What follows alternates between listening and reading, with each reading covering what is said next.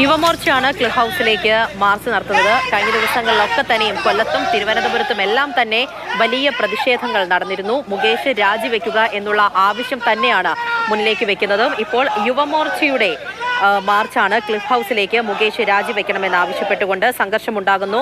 Barricade മറികടക്കാൻ പ്രവർത്തകരുടെ ശ്രമമുണ്ടായിരുന്നു. Police ജലപീരങ്കി പ്രയോഗിച്ചിട്ടുണ്ട്. അമൽ തേനമ്പറമ്പിൽ അവിടെ നിന്നും വിവരങ്ങളുമായി ചേരുന്നുണ്ട്. അമൽ, വലിയ പ്രതിഷേധം, അത് മുകേഷിന്റെ രാജി ആവശ്യപ്പെട്ടുകൊണ്ട് മുന്നിലേക്ക് പോവുകയാണ്. ഇതിപ്പോൾ ക്ലിഫ് ഹൗസിന് മുന്നിൽ യുവമോർച്ചയുടെ മാർച്ചാണ്. എന്താണ് ഇപ്പോൾ സംഭവിക്കുന്നത്? പ്രതിഷേധം തുടരുകയാണോ?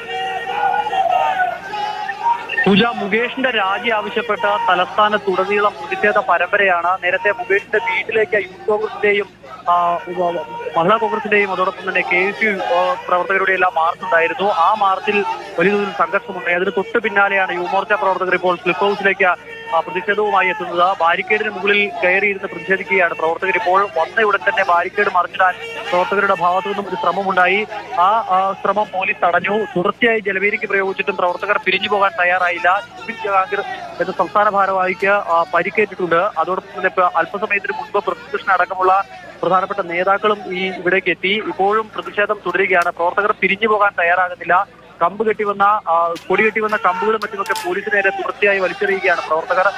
പോലീസ് ഇനിയും മുഖ്യമന്ത്രി ക്ലിഫ് ഹൗസിൽ നിന്നും പുറത്തേക്ക് പോയിട്ട് വളരെ കുറച്ച് സമയമേ ആയുള്ളൂ. അതിന് തൊട്ട് പിന്നാലെയാണ് പ്രവർത്തകർ ഇവിടേക്ക് എത്തിയത്. മുഖ്യമന്ത്രി എന്തായാലും ക്ലിഫ് ഹൗസിലില്ല. പക്ഷേ പ്രതിഷേധം അധിക നേരം ഇത്തരത്തിൽ ഇവിടെ തുടരാൻ പോലീസ് അനുവദിക്കാനുള്ള സാധ്യത കാണുന്നില്ല. ബാരിക്കേഡ് മറിച്ചിടുകയാണ് എങ്കിൽ അത് കടന്ന പ്രവർത്തകർ മുന്നോട്ട് പോകാൻ ശ്രമം നടത്തിയാൽ സ്വാഭാവികമായും ലാസ്റ്റ് ചാർജിലേക്ക് കടക്കും എന്നുള്ളതാണ് നമുക്ക് മനസ്സിലാക്കാൻ കഴിയുന്നത്. പ്രവർത്തകരും വലിയ തോതിൽ പ്രകോപിതരാണ് എന്ന കാര്യത്തിൽ സംശയം വേണ്ട.